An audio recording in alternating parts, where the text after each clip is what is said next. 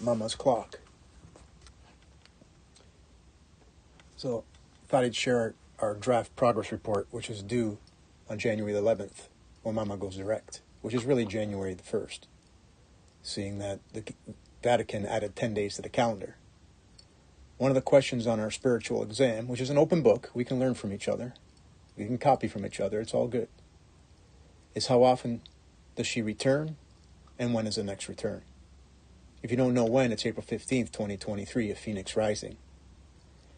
How often? Well, that now becomes easy thanks to all the help to create an actual functioning clock that will also show eclipses, including the rarest of eclipses. What we're going to show you now is how the relationship to the missing number of 558 years, which is a factor of 203,813 Julian days. We won't go through these, but that beautiful number of 203,813 has some multiples in it, divisibles, and those divisibles help make up the sidereal year, the sidereal lunar year. Sidereal meaning when does any luminary do one complete return around the zodiac, and in this case the focus is on 0 point Aries, where the Phoenix Rising occurs in the east.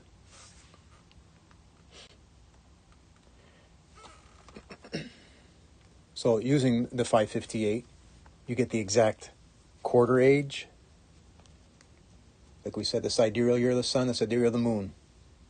This also ties in with the metatonic cycle. After 19 sun years, the moon aligns with the sun in the same position amongst the stars. And again, we're just going to talk about the 0 point Aries as depicted here. And then also the Saros cycle. The Saros cycle is after 18.6 sun years, the north node aligns with the same position amongst the stars. Hence Revelation 12:1, every Phoenix rising, you have the north node along with the Phoenix rising. So Revelation 12:1, woman clothed with the sun with the moon at her feet. So that happens. I won't go into detail of all this. That we'll save that for the movie we're going to create. Carlos Cabezas is going to be help leading the creation of that movie, video, whatever you want to call it. And we'll be explaining how this all works. But basically, it's just a simple set of gears where all these numbers come together. All these numbers that astrologers and astronomers use. For example, 254 sidereal month is equal to 19 sidereal years. There's that beautiful number. That is divisible by the 203,813 Julian days for the quarter age when Mama comes back, doing a Phoenix rising, which is Revelation 12:1. So, some detail is you can see that the north node and south node will align with the sun at a particular position and also with the moon phases. The moon would be inside the metatonic cycle at a 254:19 ratio. It's hard to find software to model this because the gears don't go so big. So if you know anybody that has some knowledge there, we'd greatly appreciate it because it's going to be simple.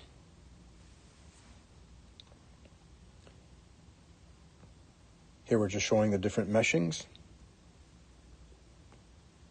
And down here are some explanations. For example, the 558 years is 203,813 divided by 558 sidereal years, right? And again, we talked about quarter age, one Phoenix rising. And the next one is April 15th, 2023, which is Revelation 12:1. The 19 years comes from 254 lunar sidereal years of 27 point, those decimal places, divided by a sidereal year of 365.256, which is equal to 19. So it's exact. When you take these numbers, the numbers come out exact. The 18.6 is 558 divided by 19. So there's that magic 558, making everything explainable.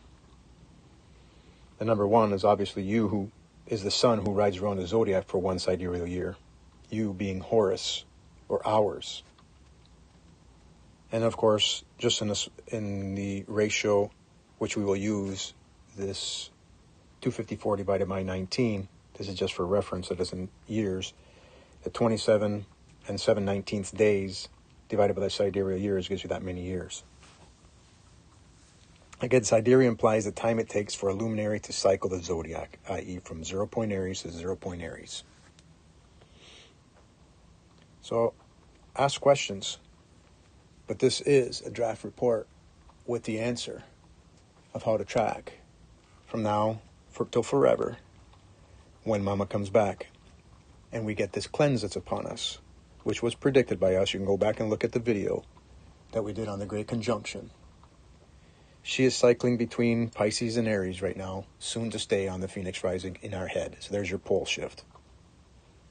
This explains the brighter sun, the brighter rainbow, explains the 7 chakras cleansing, which is 7 scorpions of Isis, right?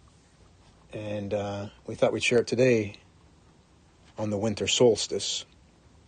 When you look up in the sky at nighttime right now, you'll notice during this Christmas season that the 3 kings, Orion's belt, and the sun, being Sirius, the coming one, is up overhead in the sky. So, what does a solstice mean? Solstice means is when the sun does a retrograde. It flips to the other side. Another pole shift that happens to us every year. So, the sun doesn't move north or south for 3 days on both solstices. So just like every day we do a pole shift, every year we do a pole shift, there's a major pole shift upon us, which is the mother, Eris, Isis, coming to cleanse our bodies. The story of Santa Claus, Santa Claustrum. Santa means saint in Italian. So she's back. Pick up your socks. Know that this is only a cleanse, and it has to go through you. Remember, you've left all these vibrations for you. Nobody else has done anything. There is no not good spirits out there. Only what you've left for yourself. You're in a great big wave pool, call it. And all your actions that you do come back. And they either cleanse you or give you strength. So be good, be full of love, and we'll be good. So here's one of the answers to the exam that you can have. Which you want to share, make your own videos, credit me. That's not what it's about. Because we are one. And credit to everyone. Thanks.